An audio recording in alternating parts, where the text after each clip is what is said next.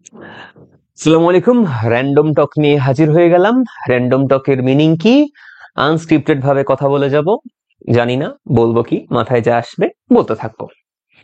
তো হুট করে মাথায় আসছে যে আজকের দিনে কি কি করলাম, আজকের দিনে যা করেছি সেটা আমি নিজে স্যাটিসফাইড কিনা।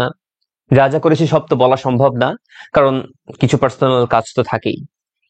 তো পার্সোনাল লাইফ থাকতে হয় মানুষের, সেটা অন্য মানুষদেরকে জানানো একদমই উচিত না। পার্সোনাল লাইফটা একদম সিক্রেট থাকতে হয়, একদম আলাদা থাকতে হয়। লাইফ সম্পর্কে কথা বলতে যে মাথায় আসছে যে তিন ধরনের লাইফ একটা মানুষ লিড করে। একটা হচ্ছে প্রফেশনাল লাইফ, একটা হচ্ছে সোশ্যাল লাইফ, আর একটা হচ্ছে পার্সোনাল লাইফ। তো তিনটা যেই লাইফ, তিন ধরনের লাইফের সাথে একটার সাথে আরেকটার কোনো কানেকশন রাখা যাবে না। আমরা যদি একটা বক্সের মতো চিন্তা করি, তিনটা বক্স আছে আমাদের। একটা হচ্ছে পার্সোনাল লাইফের বক্স, একটা হচ্ছে প্রফেশনাল লাইফের বক্স, একটা হচ্ছে সোশ্যাল লাইফের বক্স। তো যখন আমরা পার্সোনাল লাইফের বক্সের মধ্যে থাকবো, তখন জাস্ট পার্সোনাল জিনিস নিয়েই কাজ করব, পার্সোনাল কাজই থাকবে, এবং ওই কাজটা শুধুমাত্র নিজেরাই জানবো, অন্য কাউকে জানানো উচিত না। তারপরে যখন প্রফেশনাল লাইফে থাকবো, তখন প্রফেশনাল মানুষদের সাথে প্রফেশনাল ভাবে কথাবার্তা বলতে হবে, ওই সময় অন্যরকম একটা রোল প্লে করতে হবে। আবার যখন সোশ্যালি আমরা যাব, সোশ্যাল গ্যাদারিং এ যাব, যখন আমরা বিভিন্ন ফাংশনে যাব, অনুষ্ঠানে যাব, বিভিন্ন জায়গায় যখন যাব, সোশ্যাল গ্যাদারিং থাকছে, তখন সোশ্যাল লাইফ হিসেবে ওইভাবে আমাদেরকে সেট করে নিতে হয়, ওইভাবে আমাদেরকে নিজেকে গড়ে নিতে হয়। তো যখন আমরা সোশ্যালের বক্সের মধ্যে যাচ্ছি, তখন আমরা প্রফেশনালকে নিয়ে আসার চেষ্টা করবো না। মানে আমি দেখাবো না আমি অনেক কাজ আছি, আমি হচ্ছে মিটিং আছে, এই আছে, হ্যান আছে, ত্যান আছে, না। সোশ্যাল লাইফে আসছি আমরা, এখানে সামাজিক জীবনে আছি, সামাজিকতা আমরা বজায় রেখে চলবো। পার্সোনাল লাইফে থাকবে আমাদের হচ্ছে পার্থিব জীবনে হচ্ছে আমাদের যে কাজ, সেই কাজের মতো করে আমরা চলবো, আর পার্সোনাল লাইফের মতো আলাদা থাকবে।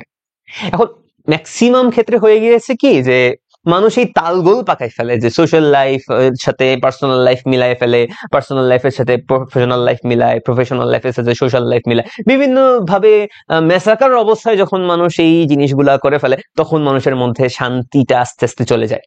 তার কারণ, যখন একটা মানুষের জীবনের পার্সোনাল লাইফটা আলাদা হচ্ছে না, তখন সে একটা ওপেন বুকে পরিণত হয়ে যাচ্ছে, মানে কি তার সম্পর্কে সবাই জানে।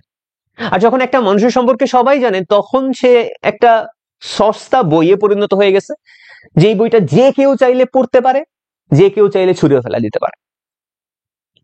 খুবই কিন্তু ইম্পর্টেন্ট জিনিস।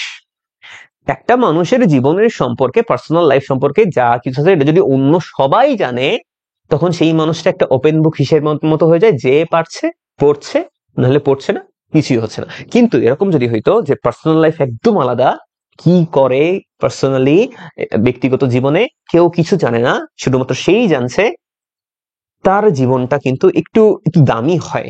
কারণ এই বইটা ইজিলি কেউ পড়তে পারবে না, এই বইটা পড়তে পারবে না, তার মানে এই বইটা দামি।